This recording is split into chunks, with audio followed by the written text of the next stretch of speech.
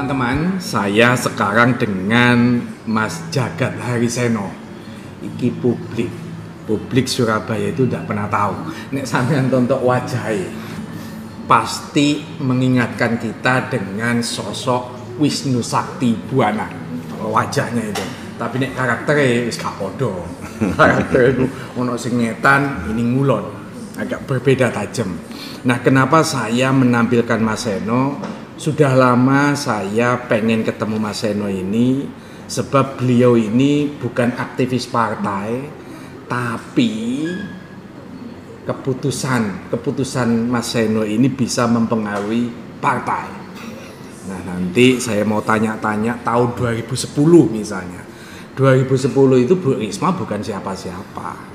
Nggak ono uang tiba-tiba pengen wali kota Risma, nggak ada. Dan PDI Perjuangan yang saya tahu pada saat itu sudah mencalonkan, jadi DPC ini sudah punya calon wali kotanya, calonnya adalah Saleh Mukadar, wakilnya ini adalah Bambang Deha. Setelah dari wali kota mau turun menjadi wakil, tujuannya untuk memenangkan kontestasi pilkada pada tahun 2010. Tetapi banyak orang nggak tahu, tapi saya tahu ada peranan Mas Seno inilah sehingga politik Surabaya tiba-tiba berubah, calonnya tidak Bambang Deha dengan Saleh, tapi tiba-tiba muncul Bambang Deha calon wakil wali kota, Bu Risma saat itu menjadi Kepala Dinas Pertamanan, muncul menjadi calon wali kota Surabaya. Nah, apa peranannya Mas Seno ini yang mau saya kupas dalam dialog ini? Tujuan saya supaya Anda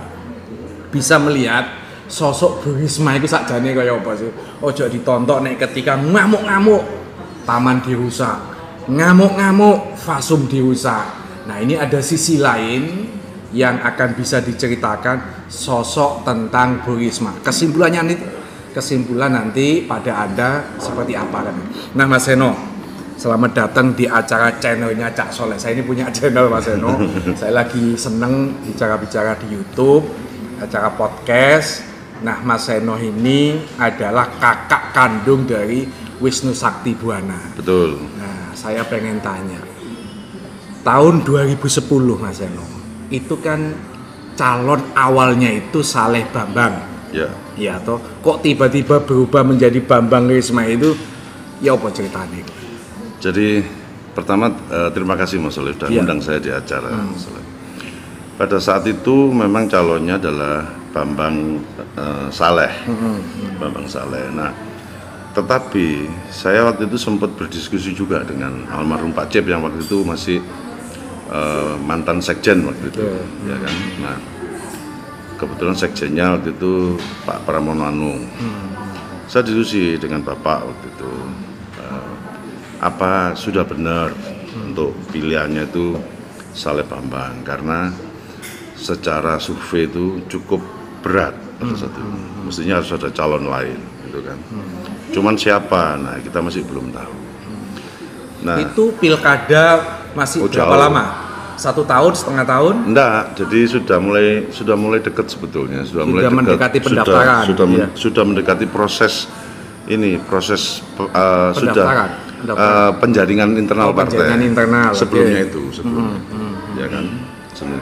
Bukan berarti saya itu tidak suka dengan Bang Saleh atau tidak suka dengan Mas Bambang, tapi secara survei waktu saat itu kan saya juga kebetulan juga punya lembaga survei kecil-kecilan, market research. Nah, pada saat itu survei yang Mas Seno tahu, Bambang Saleh ini ada berapa persen posisinya? Saya lupa, tetapi pada saat itu Bang Saleh itu punya satu fenomena di mana dia itu sangat populer, tetapi elektabilitasnya jauh, sehingga kita bisa katakan bahwa ini adalah efek seperti elektabilitas negatif. Biasanya orang-orang seperti ini tuh mungkin karena Bang Saleh sepak terjangnya seperti itu, sehingga kemudian terus dipersepsi oleh masyarakat negatif atau bagaimana, saya kurang pasti, tetapi meskipun populer tapi elektabilitasnya sangat rendah. Ya, sangat-sangat rendah. Terus tiba-tiba sudah ada calon pada saat itu? Belum. Mas Seno, belum. Nah, tidak lama setelah kemudian dari pembicaraan itu, proses internal partai penjaringan dimulai. Nah, ketika proses pencarian dimulai, saya tidak ada urusan dengan itu. Tetapi pada saat itu pagi-pagi di satu pagi saya disusul sama Mas Dodi, pemilik Suara Surabaya. Suara Surabaya. Radio Suara Surabaya. Ya, Terus itu. Nah, nyusul saya di di rumah Pak Gis. Kemudian saya diajak sama Mas Dodi ke bandara waktu itu. Ternyata terus berangkat sama Bu Risma ke Ujung Pandang. Oh, ada Bu Risma? Ada Bu Risma. Ada Bu Risma, ada Mas Dodi, ada Mas Rusdi yang dulu dari Surya. Wartawan Surya dulu ya. Wartawan senior. Bukan wartawan. Redaktur mungkin ya pada saat itu. Mungkin saya salah tapi saya ingat saya itu. Berangkat di situ ada juga Pak Hendro yang sekarang sekda, tapi waktu itu belum menjadi sekda. Ya.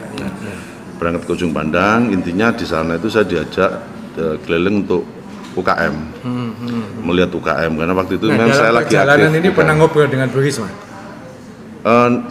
Enggak pernah ngobrol dengan Bu Risma apa langsung, tapi memang sebelum pada masa itu waktu itu Bu Risma kan jadi ini Kepala Dinas Bapeko. Ya. Saya sering komunikasi dengan Mas Dodi, dengan Mas Don. Mas Don ada waktu itu juga. Don Rosano.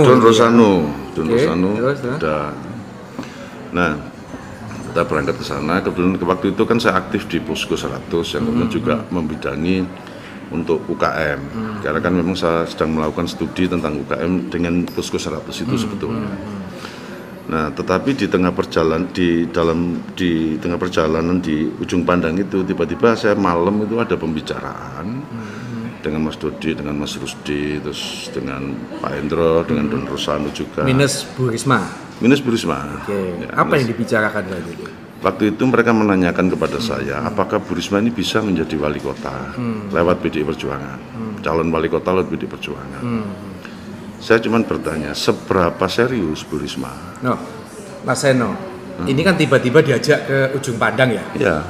Kok tiba-tiba di sana seakan-akan dijebak itu, Mas Seno itu tahu nggak bahwa tujuannya untuk bicara soal Bu Risma ini sok nggak maju neng wali kota? Ya, saya bukan anak kecil. Ketika itu ada pembicaraan seperti itu, saya sudah langsung tahu bahwa saya memang sedang diagendakan untuk diajak bicara enak-enakan, baik-baik. Apakah ada potensi untuk itu? Saya jawab seberapa serius Bu Risma ini. Terus mereka jawab, kalau serius, ibunya gimana loh? Kalau serius, saat kita bicara ini, internal partai sudah memutuskan calonnya ada 3, Saleh Bambang. Jadi Bang Saleh Mukadar sebagai calon wali kota, Mas Bambang sebagai wakilnya. Tapi ada calon alternatif yang wakilnya yang ketiga ada Wisnu Saktibuana, namanya juga muncul. Tapi kemudian dicoret oleh bapaknya sendiri, istilahnya gitu. Nah, itu sudah diputuskan dan sudah diajukan ke DPD dan sudah jalan ke DPP. Tetapi ada satu pintu yang kalau memang mau mengusulkan, mereka bertanya, pintunya apa Mas? Hak prerogatif ketua umum. Artinya kita harus menghadap ketua umum dan kita harus mengusulkan secara langsung kepada ketua umum. Nah, setelah itu ya enggak ada konklusi apa-apa dari pembicaraan itu. Kita pulang ke Surabaya. Beberapa hari kemudian, saya lupa juga tengah waktunya, tapi tidak lama dari itu, Bu Risma memanggil saya di kantor Bapeko. Di Bapeko. Ketemu 4 mata atau ada orang lain? Ada saya, Mas Dodi, Don Rosano, sama Bu Risma 4 orang. 4 orang dipanggil dan disitulah Bu Risma menyatakan bahwa Bu Risma bersedia atau Bu Risma berkeinginan untuk maju lewat PDI Perjuangan. Omongannya kayak apa? Saya kan selama ini publik itu taunya Bu Risma itu yang digadang-gadang secara pribadi dia sebagai ASN ya sudahlah bekerja apa adanya. Tiba-tiba diojo-ojo untuk menjadi wali kota. Tidak ada ngojok-ngojok. Perasaan saya yang diojok-ojok. Apa yang disampaikan Bu Risma saat itu? Yang disampaikan Bu Risma saat itu adalah, Mas Seno, saya bersedia untuk maju menjadi calon wali kota lewat PDI Perjuangan. Itu kata-katanya. Nah, pilihan katanya memang bersedia, tapi kita juga tidak pernah mendorong. Saya juga tidak pernah mendorong Bu Risma untuk jadi wali kota. Jadi kalau ada yang mengatakan bahwa Seno adalah orang di balik yang ngajak-ngajak Risma untuk menjadi wali kota Enggak. tahun 2010 itu enggak benar ya? Enggak. Oke. Hanya karena saya melihat di situ Bu Risma, pada saat itu saya kenal Bu Risma baik, komunikasi kita baik, kemudian ada Don Rosano, yang kebetulan juga teman saya, ada Mas Dodi yang juga saya anggap sebagai saudara, semualah di situ pada saat itu. Ya saya tidak punya pikiran apa-apa, oke gitu. Nah ini menjadi alternatif solusi diskusi saya dengan Bapak sebelumnya. Ya kan, kalau memang ini ada Bu Risma, ini ada sosok yang sama sekali orang tidak tahu, baru fresh. Ya toh. Ya taunya cuma sekedar pernah jadi kepala dinas pertamanan di Betul. Bapeko, tapi pada saat itu kan saya sih baca-baca di media tidak ada yang ini the rising star untuk calon wali kotanya PDI kan tidak ada. Tidak ada. Dan itu kan perannya sampean. Betul. Tetapi kan pada saat itu isu Saleh Bambang ini kan sudah cukup kuat. Oke. Tetapi juga dari sisi data survei itu juga menunjukkan cukup berat. Kalau Risma memang bukan siapa-siapa pada saat itu. Ya. Implikasinya adalah kalau Risma maju, dia pasti tidak akan membawa elektabilitas, tetapi minimal dia juga tidak membawa efek elektabilitas yang negatif. Mungkin dia tidak dikenal, ya kan? Tapi dia juga tidak dikenal buruk gitu loh, ya kan? Minimal dia bukan siapa-siapa.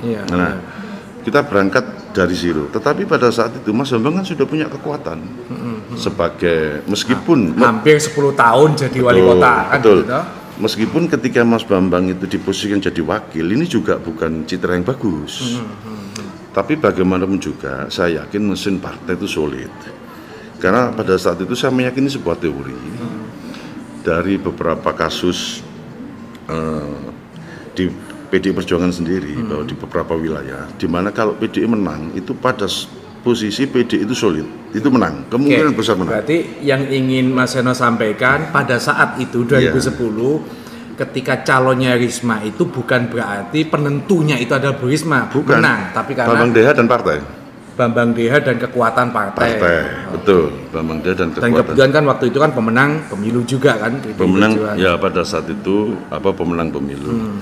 Dan pada saat itu ketua DPC-nya sendiri juga masih baru dari Bang Salem ke Wisnu Saktibuwana waktu itu. Nah, ketua DPC-nya baru dan di situ tim-timnya juga DPC juga cukup solid saya lihat itu kan. Bagaimana melakukan konsolidasi partai juga cukup bagus sehingga solid. Sehingga saya yakin mesin partai pasti dalam posisi solid meskipun harus kita uji nanti. Nah, itu. Paling tidak Bu Risma, kalau digandingkan Risma Bambang pun itu tidak membawa modal yang nol atau membawa modal negatif gitu kan. Nah itu. Karena kalau kita pilih daripada Bang Saleh dan Mas Bambang Deha maju kalah, dua-duanya kita kehilangan dua kader terbaik. Oke, pada saat itu. Mending Risma Bambang, kalau Bang Saleh legowo, maka kita masih bisa menyelamatkan Mas Bambang Deha sebagai kader partai. Itu. Oke, terus akhirnya menang. Nah, belum pada saat itu saya minta kepada Bu Risma, ketika Bu Risma menyampaikan seperti itu, saya setuju dengan satu syarat, bahwa Pak Bambang Deha pada saat itu tidak menolak. Saya bilang Bu Risma tidak menolak digandengkan dengan Bu Risma. Betul. Saya bilang Bu Risma, Ibu sekarang harus menghadap ke Pak Bambang Deha. Itu kan Pak. Temui Pak Bambang Deha sekarang, saya ingin tahu jawabannya. Asal kalau Pak Bambang Deha dibilang tidak, saya tidak berani bergerak. Kalau Pak Bambang Deha bilang ya atau diam saja, saya anggap itu lampu hijau, saya mau bergerak. Ibu temui Pak Bambang Deha. Nah, waktu itu saya kontak ajudannya Mas Mariono. Mas Mariono saya kontak, saya jelaskan gini-gini, Mas ditunggu. Oke Bu Risma saya kan ditunggu. Nah Bu Risma dan Don Rosano berangkat nunggu Mas Bambang Deha. Baliknya Bu Risma ngomong, apa jawaban Pak Bambang Deha Bu? Mas, Pak Bambang Deha ngomong kalau saya dan Bang Saleh itu sama-sama baik. Oh ya sudah. Berarti jawabannya buat saya itu juga bukan jawaban jadi tidak. Jadi waktu gitu itu ketika Mas Seno minta Bu temui Pak Bambang, itu ya gelem itu zaman kongkon ngono deh. Lo mau kan karena memang. Nek wong gak kepingin jadi wali kota ya gak mungkin. Lo kalau dia nggak kepingin ngapain manggil saya ke kantor itu kan gitu. Ngapain ngajak saya ke ujung pandang gitu kan. Oke, terus menang. Nah terus kemudian maju. Kemudian ketika itu saya harus menghadap ke ketua umum. Disitulah kemudian muncul peranan Mas Asrul Ananda yang cukup besar sekali. Oke, ada berarti selain Mas Seno ada orang penting juga di balik itu. Mas Asrul Ananda itu yang boleh. Sekarang tidak mendukung orangnya Risma. Mas Asrul Ananda itu salah satu orang yang tidak boleh kita lupakan dalam sejarah Risma Maju Wali Kota karena beliau. Apa peranan Asrul Ananda ini? Loh, anaknya Dahlan Iskan. Mas Asrul Ananda itu telepon saya waktu itu saya mau berangkat ke Jakarta menemui ketua umum, saya bilang Mas Asrul, saya tolong dibantu Pak dibuatin tulisan tentang Bu Risma yang positif untuk saya sampaikan ke ketua umum gitu kan. Apa pada saat itu. Nah, terus Mas Asrul kemudian Mas nanti saya buatkan tulisan siap besok Mas Seno bisa baca gitu. Nah ternyata ketika saya di Jakarta tulisan itu ditampilkan di halaman Metropolis Jawa Pos nasional tentang Risma itu di situ. Nah itu luar biasa itu kan di situ. Itu luar biasa dan tidak hanya itu ketika kemudian proses di pertempuran pilkada Mas Asrul Ananda itu memberikan orang kepercayaannya 3 orang. Mas Yuyung Abdi sebagai fotografer, ada Mas Kardono sebagai wartawan, terus ada lagi waktu itu seniornya Mas Kardono, Mas Oni. Nah, Mas Oni, 3 orang ini. Sampai akhirnya ketika kampanye dilaporkan ke betul. Itu lali aku itu. Dan keberpihakan Dewan Pers. Iya, Dewan Pers. Keberpihakan waktu itu Metropolis. Di Jawa Pos lah, pokoknya total saat itu tahun 2010 itu. Metropolis, saya bilang Metropolis karena kalau Jawa Pos mungkin saya tidak tahu, tapi yang jelas saya diberi ruang khusus di Metropolis oleh Asrul Ananda dan itu luar biasa sekali. Dan itu sampai itu menjadi apresiasi di internal partai. Saya katakan bahwa Risma Bambang ini sudah betul. Waktu itu Pak Ketua DPD-nya masih Pak Sirmaji. Pak Sirmaji manggil saya. Kok ada gerakan Risma Bambang ini gimana? Saya jelaskan bahwa ini kita pertama kalinya gerakan politik partai didukung oleh media besar dan ini menjadi masa depan PDI yang cukup bagus kalau bisa menjalin komunikasi dengan media yang seperti ini. Disitulah kemudian prosesi berjalan dan menang. Menang. Nah pertanyaannya begini, setelah kemenangan itu apakah ini kemenangan partai atau kemenangannya Risma? Hubungan Risma dengan partai ini bagaimana setelah menang? Ya waktu itu kan sebetulnya yang memberikan rekomendasi partai ke Bu Risma itu cuma PDI Perjuangan, hanya PDI Perjuangan. Seluruh partai sudah diborong oleh lawan. Kita satu-satunya PDI Perjuangan. Ya menurut saya memang Bu Risma ketika menjadi wali kota itu adalah milik warga, milik warga. Tapi paling tidak mau disampaikan lah terima kasih kepada partai pendukungnya itu. Tanpa PDI dia nggak bisa jadi wali kota. Ya bisa dibilang begitu, bisa dibilang begitu. Maksudnya Mas Seno bahwa tidak ada penghargaan ucapan terima kasih kepada partai gitu. Iya betul. Nggak ada sama sekali. Sekali. Mas Seno, ini banyak orang tidak tahu ketika tiba-tiba Bu Risma menjadi wali kota ini kan orang mengatakan ini pencitraan, ada yang mengatakan bahwa dia itu memang betul-betul orang. Nah sekarang saya mau tanya, apa program Bu Risma yang paling utama? Taman Kota tuh. Nah tahu sejarahnya kenapa muncul Taman Kota? Coba dijelaskan itu Mas, taman. Dan ini kan wali kotanya bukan Bu Risma, kalau soal taman itu kan Pak Bambang kan. Betul. Pada saat itu Pak Bambang DH itu punya program untuk memperbaiki taman. Gerakannya sangat konkret pada saat itu, yaitu menghapuskan SPBU di tengah jalur hijau, diberangus semua di Surabaya. Dan itu langkah yang cukup tegas. Nah, cuman ada persoalan pada saat itu. Ada penggabungan. Kenapa pertanyaannya kok pada saat itu yang dapat nama itu Bu Risma? Kenapa bukan Pak Bambang sebagai wali kota? Ada penggabungan pada saat ada penggabungan dinas kebersihan dan dinas pertamanan kalau misalnya itu digabung jadi satu. Digabung jadi satu. Posisi Bu Risma pada saat itu masih di bina program, ketua bina program. Bu Risma itu sebetulnya kalau dalam pembicaraan itu pengen pada posisi Bapeko, ya kan? Kita dengan Bu Risma itu ngomong posisi di pemerintahan itu adalah hal biasa. Saya dari keluarga politisi ya bisa sangat ngerti, ya kan? Kita bicara kepentingan di situ. yang mungkin kalau ini dibicarakan secara terbuka orang bisa memandang ini negatif, grey area atau apapun lah itu. Tapi ini kan kepentingan partai, ya kan? Dan Bu Risma memahami itu. Bu Risma minta untuk di Bapeko. Saya sampaikan ke Pak Bambang Dea waktu itu. Ini ada Bu Risma dari Bina Program, pengen ke Bapeko. Gitu. Orangnya kalau menurut kami sih bagus, gitu kan. Nah, Mas Bambang sebagai wali kota tentunya akan lebih tahu. Bambang menjawab, oke. Kita kasih masa tes dulu ya. Bu Risma harus masuk dulu ke membawai badan yang digabung ini. Dinas Kepresidenan Pertamanan. Bu Risma itu enggak mau nangis. 3 hari mungkin saya itu membujuk Bu Risma supaya mau ngurusi pertamanan itu dengan Mas Dodi SSF itu.